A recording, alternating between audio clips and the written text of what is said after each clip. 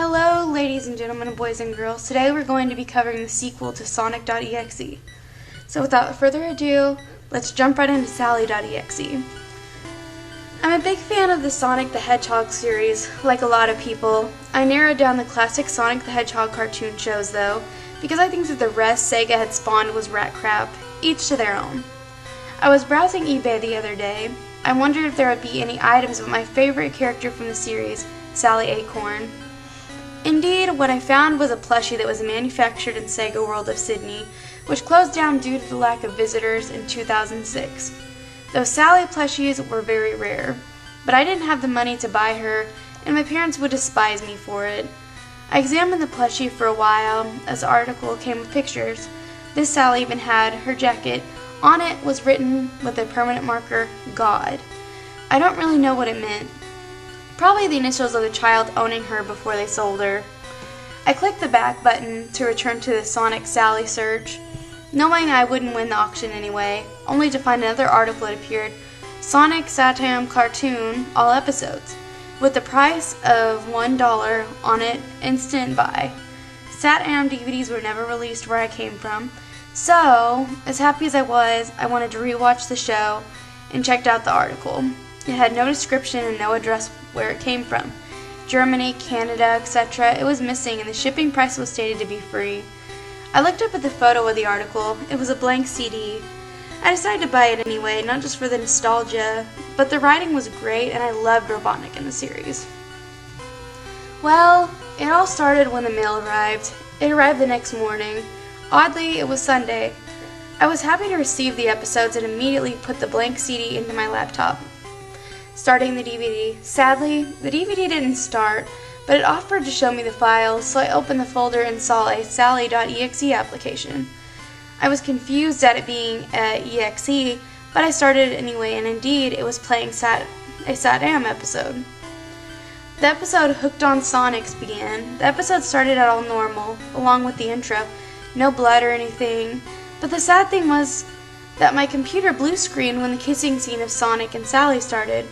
When Sally walks over to Sonic and kisses his cheek, he calls her kiss not so good and grants her a better one, and it was so cute too. The computer rebooted and I took out the CD as I thought it malfunctioned and threw it away. I could have asked the person to give me my money back, but he can keep the $1 I gave him. I mean, it's just $1. I continued to normally browse the internet, speak to friends on Skype and all. Nothing was wrong until when I was watching a random YouTube video, my cursor started to completely spaz out. I disconnected my mouse, but the cursor continued to thrash around the screen. I even deactivated my touchpad and it continued. Suddenly, it came to a stop and I carried on, ignoring what had happened. Soon, I found myself downloading a ROM for Sonic the Hedgehog. Fun game. As soon as it had downloaded, I started up my emulator and began the game in windowed mode, but oddly, the computer screen went black. I shrugged it off and waited for the game to start. The familiar Sega jingle didn't sound.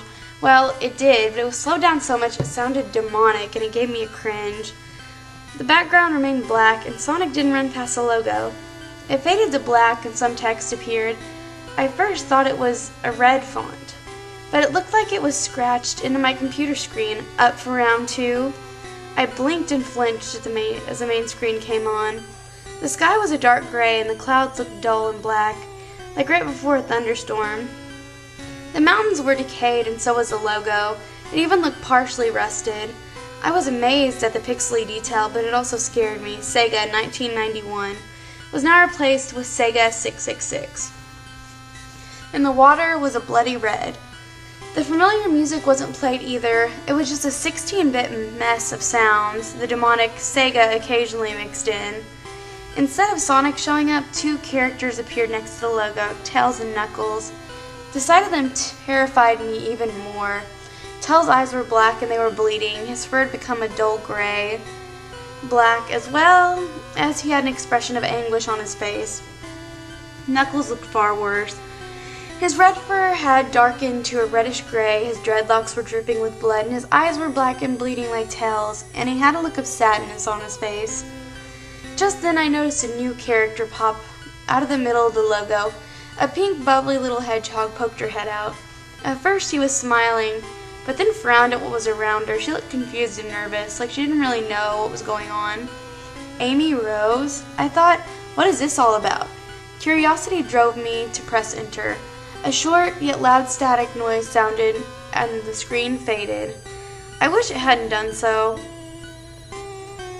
Kyle didn't want to play with me. The writing appeared again. What a shame.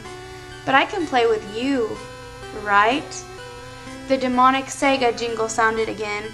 As for a split second, an image flashed. It disappeared too fast so I couldn't make it out, but I could swear I saw a red and black Sonic with black and red eyes. I almost felt them pierce me, and that moment made me jump.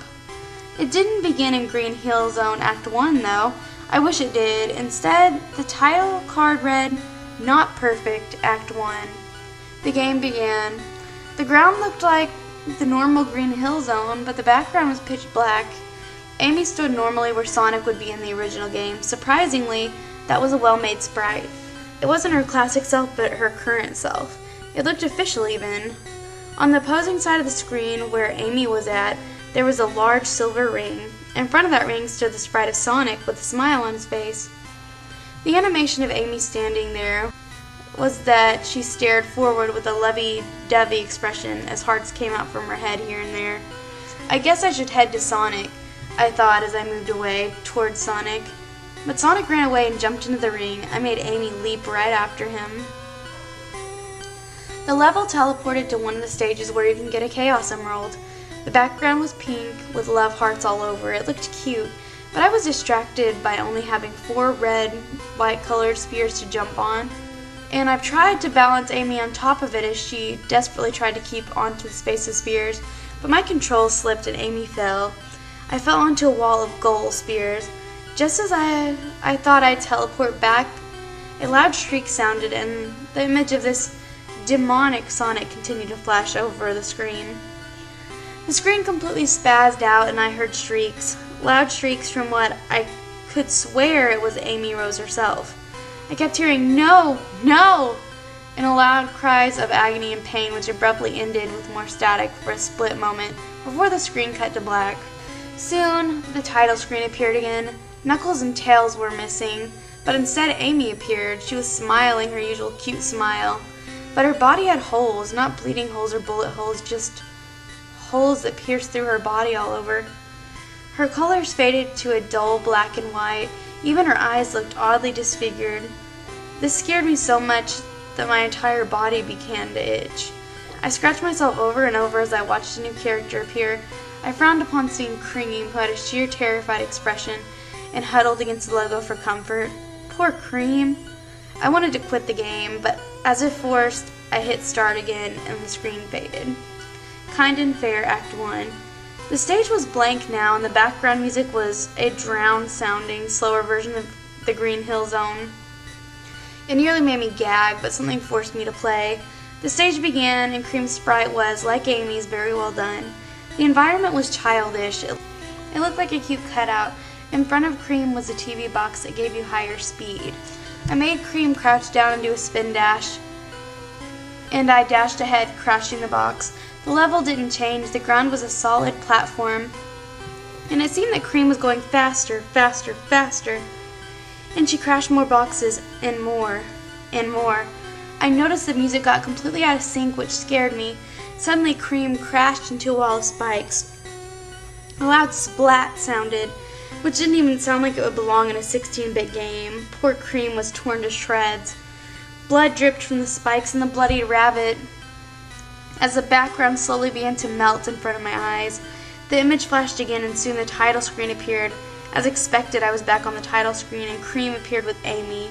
She did look scared, but her other eye was, how do I put it, droopy and dead and bled a black goo. Her ears were over her face now instead of the back of her head. Her color scheme changed from brown and orange to a very, very dark purple and red. Her dress was a dull gray. Time for the third character, and God, did I want to cry and weep when I saw Sally Acorn pop out of that goddamn logo, putting on her innocent smile as she waved towards me, like she didn't know what torture would happen to her. The game was so terrifying and yet so fascinating that I wanted to stop real bad, but my hand wouldn't budge. I even started shaking. I wanted to reach for the power button, turn the darn thing off, but my hand just wouldn't move, and before I knew it, I already hit the start and the screen faded. Act 9, it said. A sad, dull melody played in the background as a silhouette of the ground and a sprite silhouette that resembled Sally appeared in front of a background that consisted of the whole group. Amy, Cream, Knuckles, Tails, and Robotnik appeared, all in their tortured forms with a saddened expression. It also had Sonic, but in a nearly unrecognizable way. He had a wide grin on his face with razor-sharp teeth. He had black eyes with red dots for pupils, which were bleeding. It looked like he would reach out to the silhouette in front of him. I tried to move Sally, get her out of there, but each wall wouldn't budge and Sally would do a pushing animation. So I stopped in the middle as, to my horror, the stage began to shrink, and the black started to close in on Sally. I tried moving her again, but the walls wouldn't budge or move. I walked Sally back to the middle as the walls closed in on her. She crouched down before she completely disappeared in the black. Splat! The red writing appeared on the screen again, only it was dripping like blood and it was crooked. Sonic, my love. Suddenly a familiar scene faded in. I recognized it immediately. Sonic's Satan was playing from where the CD cut off. It had a reddish shade and Sonic had these black, bleeding, demonic eyes. Sally looked even worse, at least to me. Her eyes were missing. It was like they were taken out and Sally's skull was sewed closed again. Blood was running from her wound. It didn't look like Photoshop. It was actually animated. Sonic pulled Sally over, like in the show, only tentacle-like things bursted out of their mouths and locked, making disgusting slurping noises. I could even see them bulge in Sally's throat. The worst thing was that they even looked like they were enjoying it, and for a moment I think I was too. I could see the corrupted Tails and Knuckles in the background too. Sonic pulled away. "So, you're not bad," Sally simply replied. I gagged and looked away from the screen. Out of the corner I noticed something on my bed. On my bed was the Sally doll I saw on eBay, with its eyes missing.